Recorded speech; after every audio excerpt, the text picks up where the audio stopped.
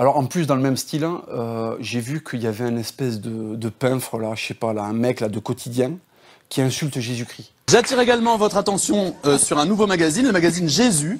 Alors qu'est-ce que c'est que cette blague? Bah déjà, c'en est pas une, hein. C'est un magazine réel, en feuilles satinées, gros grammage, et affiché en kiosque au prix de 10 €. Parce que les voix du Seigneur sont de pénétrer ton portefeuille. Il se moque en fait d'un magazine qui s'appelle Jésus, voilà. Ça le fait rire. Donc en fait, il convoque tout son plateau de lâches pour rigoler de Jésus avec tous ses potes transsexuels parisiens en fait, et métrosexuels. En fait, voilà. Et ça, c'est insupportable parce qu'en fait, il faut bien qu'il comprenne, ce mec-là, que Jésus, c'est le mec qui empêche les mecs comme moi d'enculer son cadavre à lui. En fait, je t'explique, avant que Jésus il dise stop, on n'encule pas les morts et on arrête en fait de dégommer des types hein, parce qu'on peut le faire. Avant ça, en fait, c'était des mecs comme moi qui régnaient. Tu vois, c'est en fait ce qu'il faut que tu comprennes, c'est que ta seule chance de survie dans cette putain de société, c'est que c'est Jésus qui l'a fait à son image. Donc c'est une société de bonté, c'est une société de tolérance, c'est une société où on se dit, écoute, tu mérites d'être un tabouret humain, mais en fait on va te donner ta chance et finalement tu vas être journaliste, ce qui est pas très éloigné en fait au final, tu vois. Et ce qu'il faut bien qu'ils comprennent, c'est que si Jésus saute, si Jésus disparaît en fait, les mecs comme moi vont redevenir des barbares païens.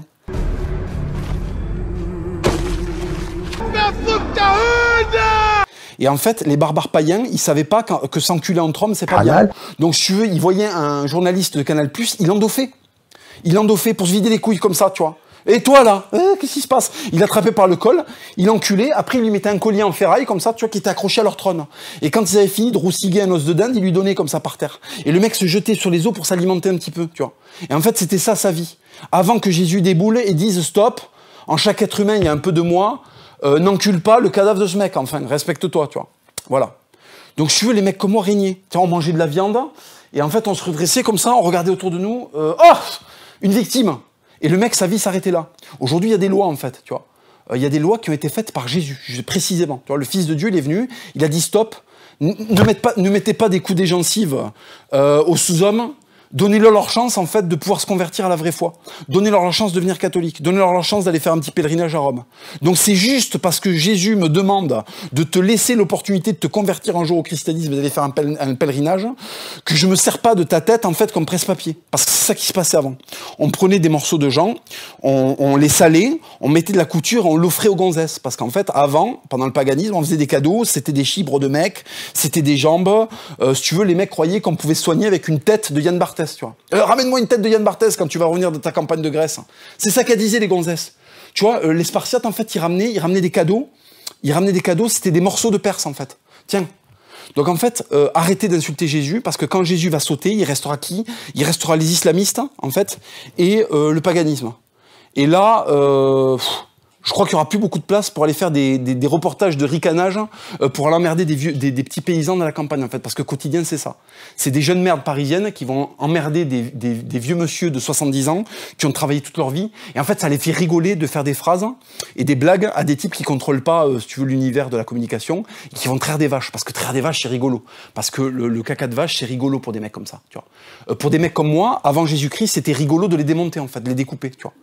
On avait des haches, si tu veux, comme ça, qui faisaient 1,80 m de manche. Donc le mec, en fait, même caché derrière le bureau, si tu veux, je pouvais l'atteindre sans trop me déplacer. Donc il y avait des trucs comme ça, tu vois. C'était comme le tap-top à la foire, sauf que c'était sur des vrais gens. Et avec des francisques, en fait. Donc là, il y avait de l'occipital qui se fendait en deux.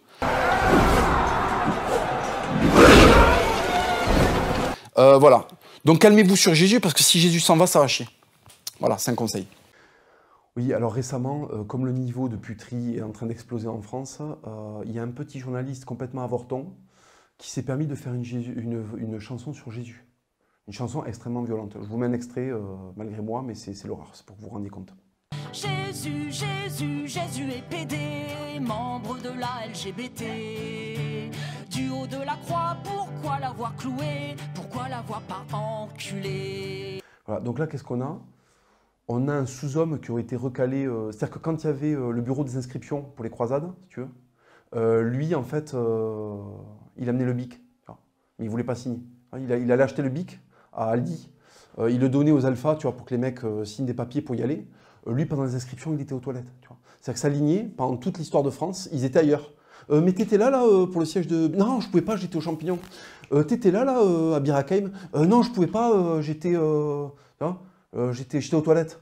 Mais t'étais là, tu sais, quand on a repoussé les mecs là à Verdun. Non, je pouvais pas, j'avais une entorse.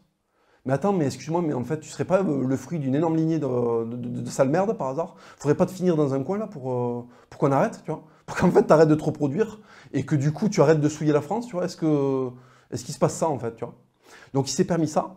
Et alors, ce que je vais essayer d'expliquer au public, c'est que le blasphème est proportionnel, la propension au blasphème est proportionnelle en fait au niveau de puterie. Il faut savoir un truc, c'est que Fédor, donc qui est un Russe de Sibérie, tu vois, il passe son temps à prier. Это прежде всего, все остальное вокруг уже второстепенно. Господь коснулся души. C'est qu'en fait, sa journée, son emploi du temps, il y a 2 cases. Le matin, prière, l'après-midi, chaos. Tu vois? Le matin, tu vas à l'église orthodoxe, tu es concentré de ouf, là, parce que tu parles à Jésus orthodoxe, tu vois. Et après, l'après-midi, t'enfiles des gants, tu t'échauffes un peu, et il y a des mâchoires qui font ça, tu vois, je veux dire. Les mâchoires, elles étaient comme ça, et elles se retrouvent ici. C'est des mâchoires oreilles, en fait, tu vois. C'est-à-dire que le mec peut parler à sa joue, tu comprends? Et en fait, il se passe ça avec Fédor. Et ce mec-là, donc, il est capable de prendre n'importe quelle mâchoire sur Terre et de la mettre au niveau de l'oreille de son adversaire. Ce mec-là, il est humilié devant Dieu. Le mot important, il s'humilie devant Dieu. Il arrive devant Jésus, parce qu'en fait, dans la tête de Fédor, qui est encore une tête normale, c'est pas une tête qui a été abreuvée par Yann Barthès, Canal+, et Mediapart. Tu vois ce que je veux dire? C'est pas Edoui Plenel, Fédor. C'est pas un abo avec la moustache à Ocalan. Tu vois ce que je veux dire? Le mec, c'est un alpha, tu vois. Donc lui, son cerveau n'a pas été pollué encore par le trotskisme, tu vois ce que je veux dire? Pour lui, la pédophilie, c'est encore une maladie éradiquée. C'est pas un type de sexualité qu'il faut promouvoir, tu vois. Donc en fait, Fédor, si tu veux, lui, quand il voit Jésus, il voit pas un truc ridicule. Il voit un mec qui s'est fait clouer parce qu'il s'est pas foutu à genoux. Tu vois ce que je veux dire? On lui a dit, mets-toi à genoux. Non, on va te clouer. Vas-y, joue gauche, joue droite, hein, buste, hein, tu vois ce que je veux dire? Allez-y. Coup de lance, hein, pisse le sang, le mec regarde, non mais pardonne-les, ils savent pas, tu vois. Ils sont en train de me charcuter, mais ils savent pas, tu vois. Ils savent pas que moi j'ai un entraînement, enfin je suis le fils de Dieu, si tu veux. Le mec c'est Rambo 8, tu vois. Ils le savent pas. C'est le moment où, tu sais, les flics dans Rambo 1, ils emmerdent Stallone, ils savent pas que Stallone c'est Rambo. Tu sais, ils croient que c'est un clodo italien, comme il y en a des milliers, tu vois, partout aux États-Unis. Non. Lui, il a fait le Vietnam, il est dans les forces spéciales. Et le seul qui va pouvoir le calmer, c'est un type qui vient lui parler au Toki à minuit pendant qu'il fait griller son sanglier au fond d'une mine, tu vois. Et Jésus, c'est pareil, le seul qui peut le calmer, c'est Dieu, je veux dire. Donc ça, Fédor, quand il voit ça, il se dit, mais ce mec-là, il prend tout le monde. Jésus prend tout le monde. L'armée romaine, les Juifs qui l'ont condamné, Barabbas, comment il s'appelle, Ponce Pilate, tous, il prend tout le monde. Tous les mecs qui sont palestiniens, allez-y, envoyez, j'encaisse, tu vois. Donc, si tu veux, ça pour Fédor, en termes de boxe, parce qu'il réfléchit en termes de boxe, il se dit, ce mec-là, il est préparé, tu vois. Et donc, il admire ça. Donc, il prie, voilà. Khabib, bon, c'est un musulman, on aime, on n'aime pas, ok. Le mec, mâchoire-oreille, c'est pareil. Le matin, c'est mosquée, l'après-midi, c'est torsion. Torsion lombaire, tu vois, je veux dire. Et en fait, John Alomou, hein, John Alomou, donc il vient... Enfin, si tu veux, il vient d'un endroit où les gens faisaient 2 mètres et 130 kilos, où en fait, quand tu te rencontres, tu fais des démos de cuisses, tu vois, tu fais des frappés pectorales, tu vois. En fait, tu étais juste parti cueillir une banane, tu tombes sur un Maori qui n'est pas de la même tribu que toi, là, tu vois. Le mec fait des claqués pectoraux, il t'explique que les dieux, tu vois, ils lui ont donné la force de t'éclater. Donc le mec est issu d'une contrée où il y a une petite tension permanente, tu vois. Parce qu'en fait, tu peux te faire découper. Et surtout, les Maoris n'avaient pas le métal, donc ils se découpaient avec des rames en bois. Tu vois le délire? La motivation qu'il faut pour péter un mec avec des rames en bois, mais même pas tranchant, le truc est épais, tu vois. Il n'y a aucune pénétration. Donc du coup, le mec te pète le bras avant de pouvoir le sectionner en 2. Ça, c'est le délire de la guerre maori, tu vois. Le mec est issu de ça. Il intègre Jésus. Il met des tampons à tout le monde. Il met des tampons à Abdelatif Benazi, qui était un des plus grands secondes lignes à l'époque, qui était un joueur extraordinaire. Il mettait des tampons à Ntamak. Il mettait des tampons à tout le monde, à Vincent Clerc. John Alomou était inarrêtable. Et John Alomou était humilié devant Jésus-Christ. John Alomou, le Maori qui est issu de 5000 ans de coups de rame dans la FIF, en fait, lui, il voit un Palestinien qui s'est fait accrocher, tu vois, à une croix. Il est en mode génial, c'est tu vois, c'est parfait. J'adhère à ce petit juif. Tu sais. Les mecs, ils comprennent pas, en fait. Tu sais, normalement, les juifs font des films de Woody Allen, tu vois. Et bien, il y en a un, c'est voilà, c'est le fils de Dieu. Il met des carpés frontaux aux Romains, tu vois. Et ça, John Alomou, il respecte. Donc, à partir de là, Frédéric Fromet, c'est qui? Est-ce qu'il a mis les KO qu'a mis Fedor? Est-ce qu'il a mis les tampons qu'a mis Jonah Lemou? Est-ce qu'il a mis les torsions qu'a mis Khabib? Non. Donc en fait, ferme ta gueule. Tu vois. Dans une société normale, tu serais avec les femmes en train de tanner les peaux, pendant que nous, on chasse les élans, tu vois. Donc en fait, ta gueule, tu ne devrais même pas être à la radio, surtout avec mon argent, tu vois, parce qu'en fait, c'est avec nos impôts. Ce qu'il faut savoir, c'est que France Inter insulte les Français et insulte Jésus avec l'argent des Français. Ça, tu vois, par exemple, quand j'entends des trucs comme ça, heureusement que je suis chrétien, par exemple, tu vois. Parce que là, j'ai envie de faire un truc, c'est acheter un cheval et aller lui mettre des coups d'épée dans l'occipital. Mais heureusement, tu vois, il y a Dieu qui me dit, attends. Tu sais, dans les bastons, le mec qui arrive et après. Tu vois, organisons-nous d'abord, tu vois, après. Donc là, en fait, je vais m'organiser. Il y a un moment où dans mon corps, ça va monter, et dans le corps de plein d'autres mecs extrêmement déter, tu vois. Et ce qui va se passer, c'est qu'on va rappeler que le christianisme, certes, c'est des trucs un peu malaisants avec les scouts et, tu vois, et les crèches de Noël un peu mal faites, mais c'est aussi mon gisard. C'est aussi, en fait, tu vois, des mecs, leur tête, elle était sur leurs épaules. Tout d'un coup, il y a un coup de lame, et en fait, la tête, elle roule, et elle est dans le sable, tu vois. Donc attention.